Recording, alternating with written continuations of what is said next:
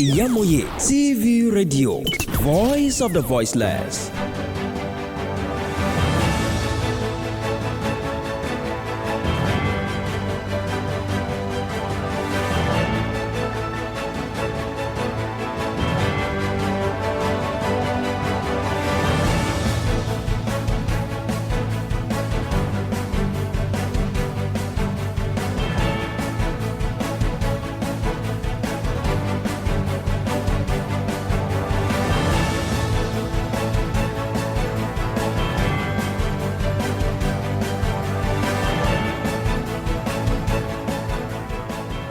Pleasant afternoon. Welcome to the world news on Al-IyamoyeTv and radio.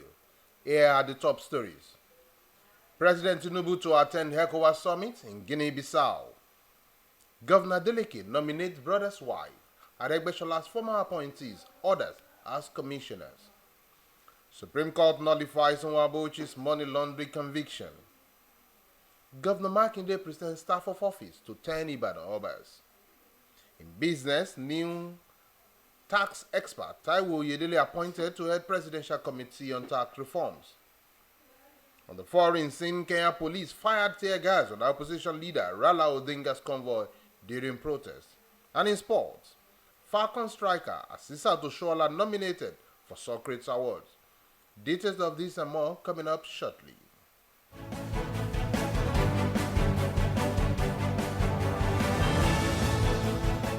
Welcome back. Now news in details. I am Oluwafisayomi, Ajibola.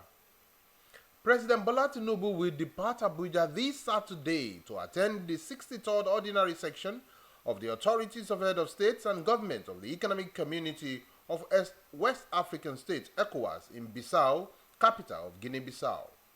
Special Advisor to President on Special Duties, Communications and Strategy, Dele Alake, in a statement on Friday, said the summit, which will take place on Sunday, is expected to address memoranda on pressing sub-regional issues.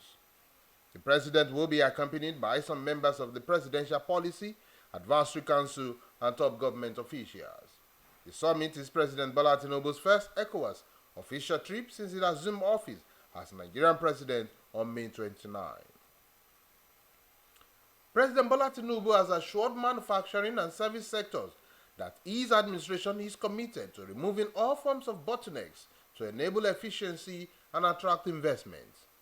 The president stated this when he hosted a delegation from MTN led by Group Chairman Mercy Jonas at the State House Abuja on Friday.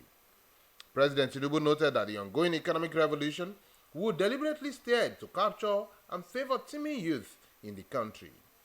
On the growing rural-urban migration, the president noted that it can only be controlled with more investment in digital technology that would directly improve healthcare system and education for the poor. The Supreme Court on Friday overturned the 7-year conviction of a former senator who represented Delta North, Peter Nwabochi.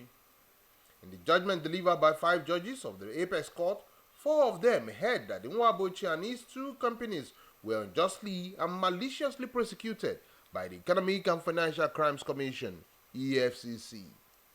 In the lead judgment, Justice Emmanuel Ajim ruled that the former lawmaker was subjected to a needless criminal trial in relation to a civic transaction. The court ordered Nwabochi's immediate release from a Ikoyi prison where he is being remanded. Governor of Oyo State, Seyi Makinde, this Friday presented staff of office to 10 out of 11 high chiefs of Ibadan land elevated to beaded crown-wearing Oba. In his address at the event held at ancient Mapo Hall, Ibadan, the state capital, Governor Makinde said his administrations approved the review because he had the backing of the traditional council comprising the Olubadan Council, the senior chiefs, Mogajis and Bales in Ibadan land. Governor Makinde congratulated the new Obas, challenging them to work for the good of the residents of the state, even as he congratulated the Olubadan for making history.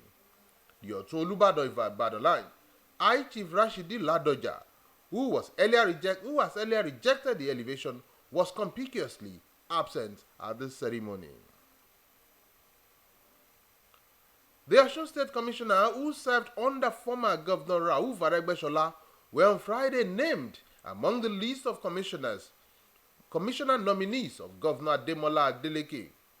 The two former commissioners are Kolapo Alimi, who serves as Commissioner for Local Government and Chieftaincy Affairs, and Mr. B. Odunlade, who was Special Advisor and later Commissioner for Sport. The Speaker of the House of Assembly, Adewale Egbedun, read the names of the commissioners' nominees as contained in the letter sent to the lawmakers by Governor Adeleke at Friday's plenary.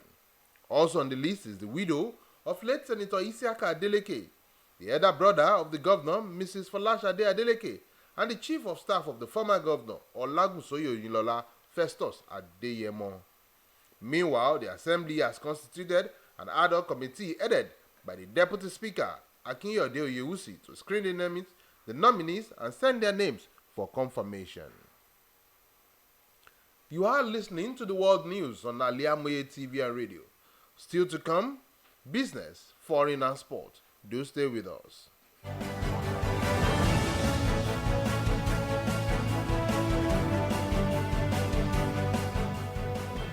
Welcome back. Now the rest of the news.